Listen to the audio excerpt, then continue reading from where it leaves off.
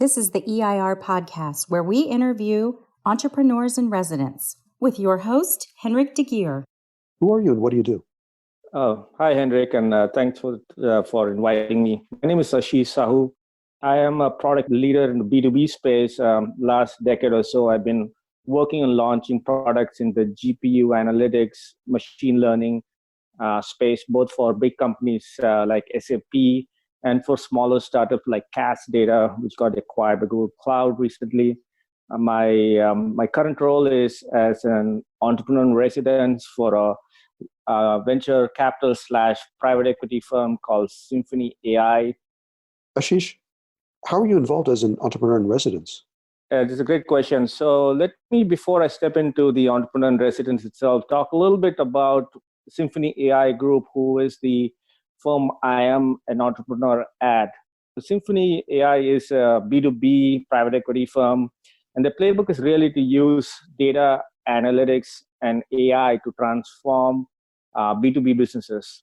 And from that perspective, my background in B2B and the current experience in data analytics and machine learning is actually a good sweet spot for me to bring in some business ideas to the private equity firm to ideate and incubate it. I'll give you a little bit about how I'm involved as an entrepreneur in residence. So there are different ways this has been described by venture capital funds, in academia, in healthcare. This is a very overloaded term. So it's very specific to the group I'm working at. In case of Symphony AI, what the company and the firm is really looking for is to create the next company they will fund. And so in this sense, the model is really inverted. When you look at a venture capital firm, they will look at the management team and the idea. In this case, they already like the management and trying to find the right investment vehicle. My background as an EIR is to research the market. I develop what's called an idea or investment thesis, and then find a company, whether be it a startup, be it a services company, for the firm to invest in, bring it in-house. That's the mantra or the playbook for Symphony AI. The goal, as I say, remains to find a fundable concept for Symphony AI, to which the EIR, that is me, can run. Ashish, what are the biggest challenges and successes you've seen as an entrepreneur in residence? Yeah, thanks, Ed. I think that is a great question. Given that my background, I'm completely someone who parachuted into this role. I'm not an entrepreneur in a sense that I've not done successful entrepreneurship in the past. More of in an EIR in this case is someone who is like an executive in residence. So there's almost, you can draw parallels in running big line of business groups, etc.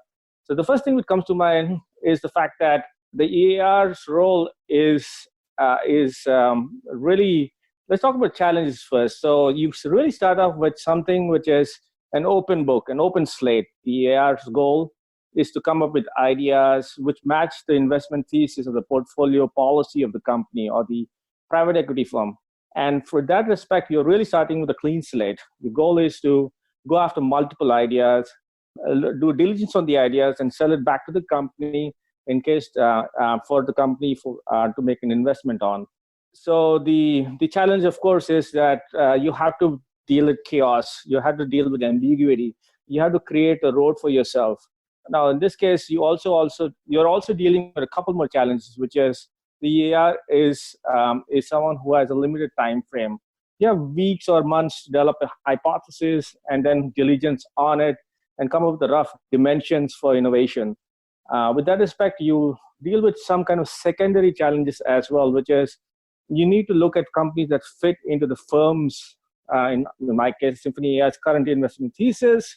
And so it's really a matchmaking process of what you are interested in, what the white space in your private equity or venture capital funds invested in, for it to be successful. With that, I think the challenges, of course, is finally can be summarized in the fact that it is a very non-deterministic process, which means that you create the road you will take, and it's very probabilistic if it actually ends up in an investment and a launch and an incubation. Having said that, let me talk a little bit about why the EIR role is a capstone or a keystone for for anyone's career, whatever part of the career they are in.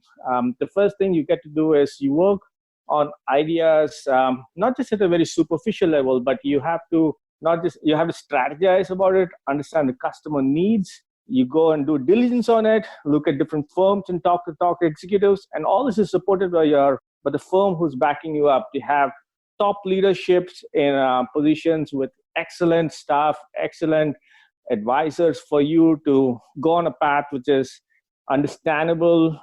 You can use them as a sounding board and come up with some key discoveries for yourself. Not all of them necessarily become successful or lead to a successful idea or investment thesis. But from that perspective, you are really learning from a very top-down approach.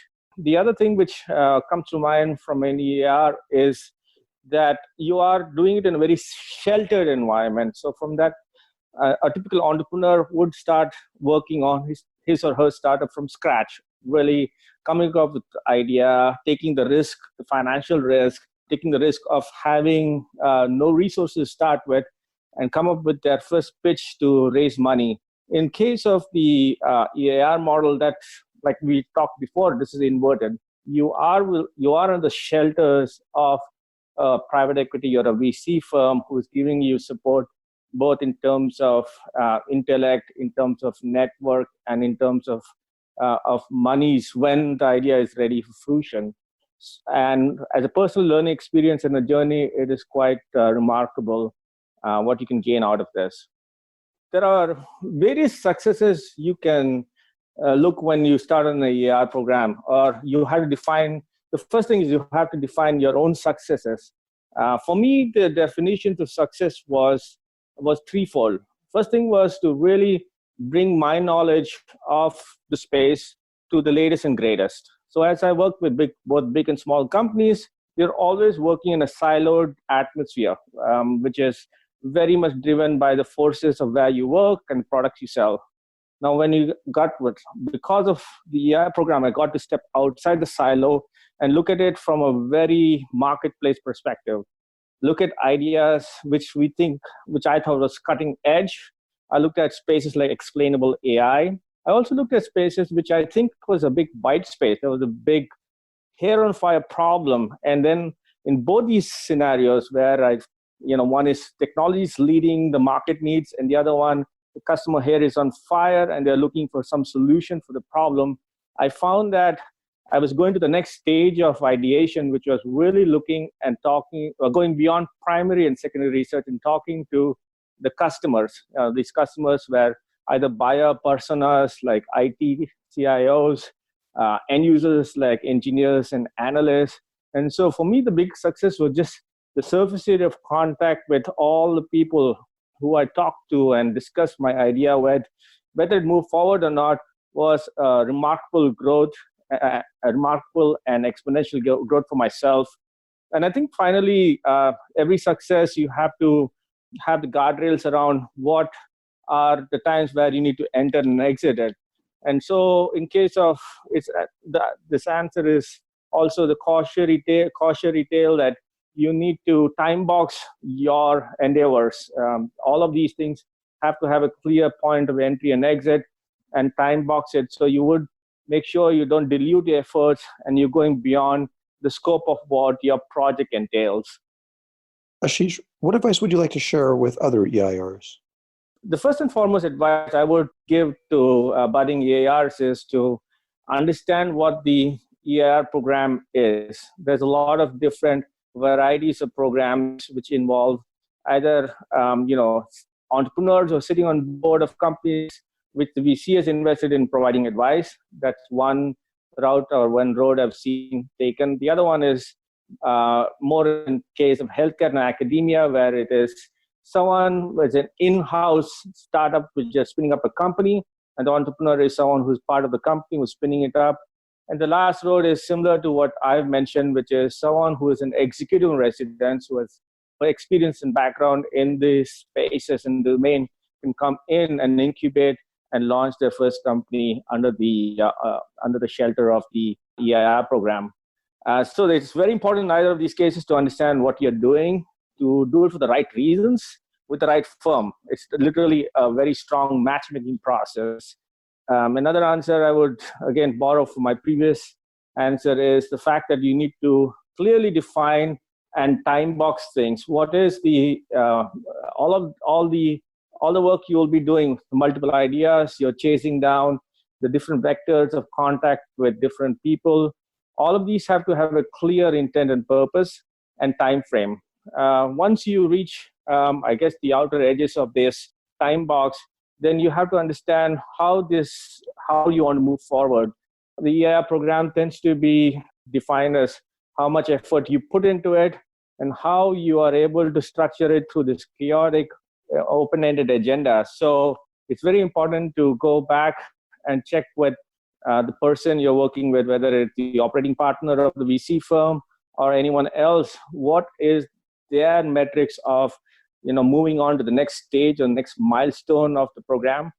And also, when you want to make a call whether to go to the next level or enter or exit this program as well. You should be fairly, I think, relaxed and understanding to know that this program is non-deterministic. It could lead to nowhere, or it could have, in a small percent of chances, lead to a next level of investment and growth for you. Ashish, where can we learn more about Entrepreneurs in Residence and your work as an EIR? Right now, I do not have any current postings on what I've done in the EIR program and some of the ideas which I've gone after, but I intend to post them in my LinkedIn and amplify it on a Twitter profile. I'll put it in the notes of this audio recording. And also writing some of the blogs on the VC PE firm I'm working with, Symphony AI Group. Again, this will be the symphonyai.com/blogs. And on my personal LinkedIn profile is Twitter at Ashish Sahu. S is the 5, so that's a place to find the latest and greatest with what I'm doing. Great. Well, thanks, Ashish. Thanks, Andre. For more about this, visit EIRpodcast.com. Don't forget to please subscribe, rate, and review. Tune in next week for the next episode. Thanks for listening.